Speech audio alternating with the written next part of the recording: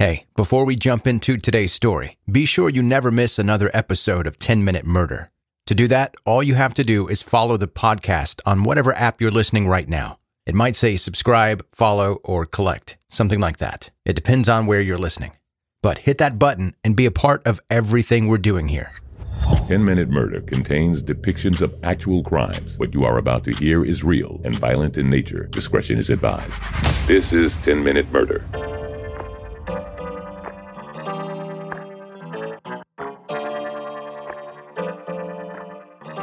Welcome to the brief and bingeable true crime podcast, 10-Minute Murder. I'm Joe, the host, and thank you for being here. And last week on the podcast felt like a marathon for me.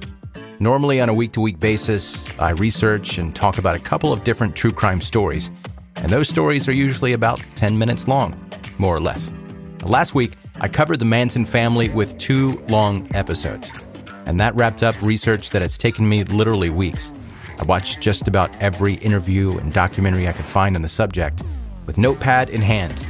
And several times doing that, I got so into what I was reading or watching that I forgot what I was actually supposed to be doing, which was research, writing stuff down to include in the show or to find out more information on. But I'm finished with all that now. And if you haven't had a chance to listen to the 2-part episode on the Manson family, you have an extra almost 2 hours to spare.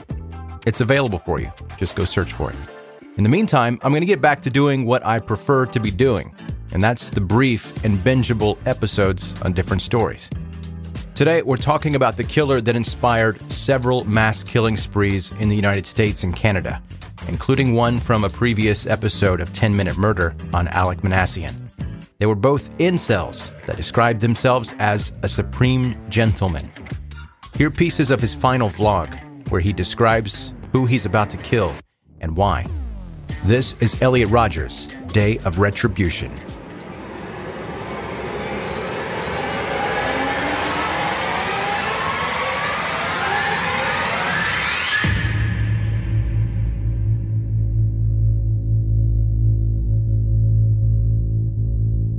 Isla Vista, California, a small California city mainly populated by students attending UC Santa Barbara. Like most West Coast beach towns, it's beautiful and has amazing weather. And right behind the campus, Devereaux Beach is a popular hangout and surf spot. It's a laid-back area where you feel like you could just relax and enjoy one of the many yearly festivals they have, like the Chilla Vista Festival or the All-Sorority Volleyball Tournament. If you really wanted to experience the college life, Isla Vista has that sort of vibe. But that all ended on May 23rd, 2014, when Elliot Rodger stormed his way through, shooting, stabbing, and running people over in his car. To understand his motive, we have to look back at Elliot's life leading up to the attack. Elliot Rodger was born in England to a British filmmaker named Peter. His mother is Malaysian Chinese and worked as a film researcher. When Elliot was young, they divorced and his father moved them to California. Elliot attended school in Los Angeles before moving to Isla Vista in 2011. He went to Santa Barbara City College for a while, but dropped out by February 2012. According to multiple family and friend sources, Elliot struggled with mental illness pretty early on. From the time he was 8 years old, he was already seeing multiple therapists, although he wasn't formally diagnosed at that time. In 2007, he was diagnosed with pervasive developmental disorder, not otherwise specified. If you aren't familiar with it, PDD-NOS sounds like a strange diagnosis only because of the vague name it's given, but essentially, it's an autism spectrum disorder. In high school, Elliot was bullied more and more as the years progressed. He withdrew into himself some and became obsessed with the online game World of Warcraft for years. In 2012, he said that he had one friend who truly understood him, and that friend said he didn't want to be friends anymore. Didn't give an explanation. On Elliot's YouTube account, he created a blog called Elliot Rodger's Official Blog. In this series of video entries, he expressed his loneliness and rejection. He discussed the fact that he wasn't taking the meds that he had been prescribed because he thought, through his own research, that he was prescribed the wrong thing. When he turned 18, Elliot Rodger was a legal adult and started refusing mental health care. He became more isolated and complained more about his inability to make friends or talk to women. A family friend offered advice on more than one occasion, but Elliot never followed that advice. People around him, acquaintances, said that during this time, any attempt they made to be nice or include him was met with coldness. In the several years leading up to his attack, Elliot Rodger was involved in many instances of acting out or just plain being a menace, like splashing coffee on two girls because they didn't smile back at him. He threw coffee on another couple because he was jealous of their effortless-looking relationship. At Gersh Park, a group was playing kickball together, so Elliot filled a super soaker with orange juice and sprayed them all down. Referring to an incident in July 2013, Rodger wrote that after being mocked at a party, he tried and failed to shove some girls over a 10-foot ledge. Instead, other boys saw it and pushed him over. His ankle was injured. When he came back up to get his sunglasses, he was again mocked and beaten. A neighbor saw Rodger coming home that day and crying, and vowing to kill the men involved, and then himself. He later wrote in his manifesto that the incident was the final trigger for planning his attack. Less than 1 month before the attacks, Elliot's parents contacted police after seeing some of his online videos. They were concerned about what he was saying and feared for the life of the people around him. Sheriff's deputies visited Elliot and found him to be very calm, rational, polite, and did not meet the criteria for an involuntary mental health commitment. He told police that he had had a misunderstanding with his parents, so they left. Not long after that, Elliot emailed his completed 107,000-word manifesto titled My Twisted World, the story of Elliot Rodger. He sent it to 34 people, including his family, childhood friends, former teachers, and his therapist. Through the pages of what he wrote, he talked about himself as being very attractive. He spouted racism and more complaints about being a virgin. He then created and uploaded his final YouTube video entry, Elliot Rodger's Retribution. He whined of being rejected by women and envying sexually active men. He detailed the motives of his planned attack. Hi, Elliot Rodger here. Well, this is my last video. It all has to come to this. Tomorrow is the day of retribution. The day in which I will have my revenge against humanity, against all of you.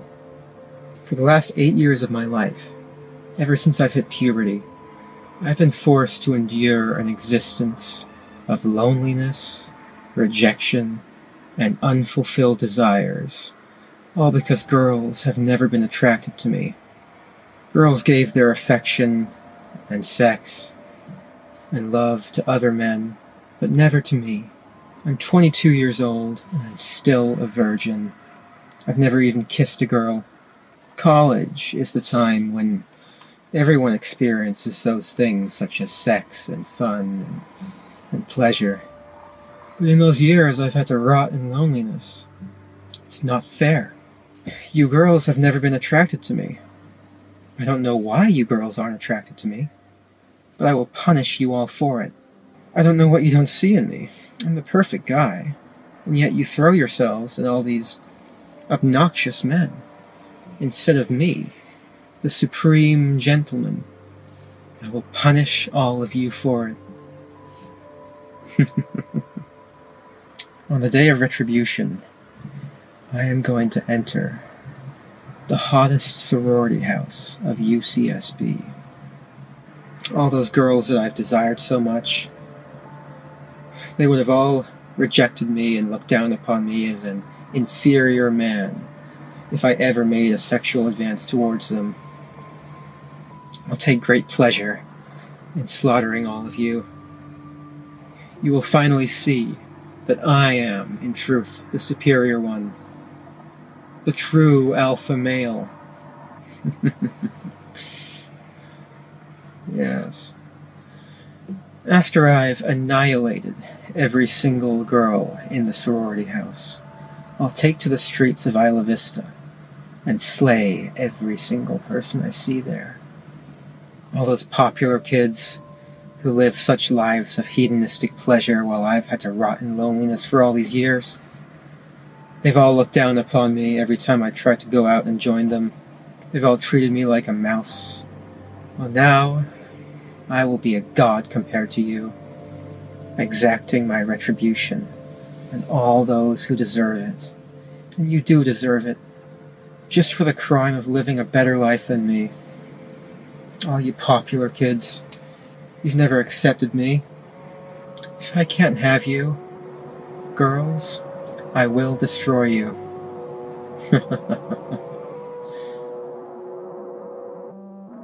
On May 23rd, 2014, Elliot Rodger began his attacks at his own apartment. 3 men were killed there by numerous stab wounds to their upper bodies.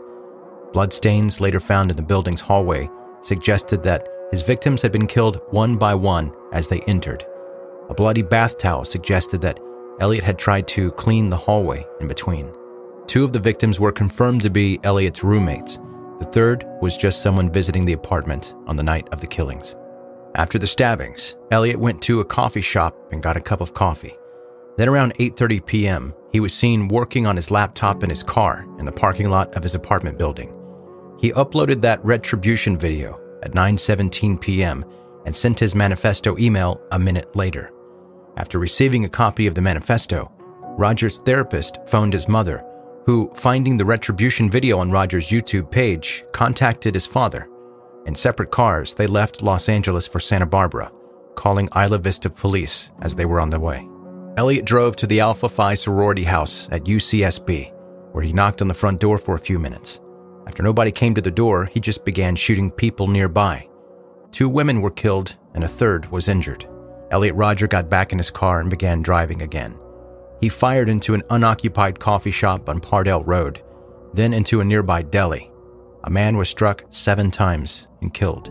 He drove south on the wrong side of the street, striking a pedestrian and firing at, but missing, 2 people on the sidewalk.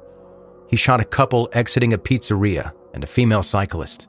He drove on, shooting but missing people along the street after that. Elliot made a U-turn to drive west, where he exchanged fire with the sheriff's deputy responding to the call. He struck 2 pedestrians. Elliot turned and headed west and shot 3 more people. He also struck a skateboarder and 2 cyclists with his car. Turning east, he struck another skateboarder with his car and shot 2 other men at an intersection. Near Little Acorn Park, Elliot Rodger exchanged gunfire again with 3 sheriff's deputies and was shot in the hip. He escaped police again in his car, and he struck a cyclist before crashing on a sidewalk. At 9:35 p.m., police found Elliot Rodger dead inside his car from a self-inflicted gunshot wound to his head. In the car were 3 pistols, knives, 6 empty 10-round magazines, and 548 rounds of unspent ammunition. All 6 murder victims that day were students of UC Santa Barbara. 14 others were injured that day, half of those by gunshot wounds and the other half by being struck by his car. The investigation after the attack revealed that Elliot Rodger was an active member of the incel community. Incel meaning involuntarily celibate. There are countless places online where he connected with others like himself, sharing in misogynistic hate of those he deemed as alphas or normies. One of these sites, he posted after buying the pistol used in the attack that he was going to the sorority house to, quote, slaughter every single spoiled, stuck-up blonde slut I see inside there. All those girls I've desired so much. They have all rejected me and looked down on me as an inferior man. Rodger is the most frequently referenced, with incels referring to him as their saint and sharing memes with his face superimposed onto Christian icons. It's common to see references to ER in incel forums, and mass violence by incels is often referred to as going ER.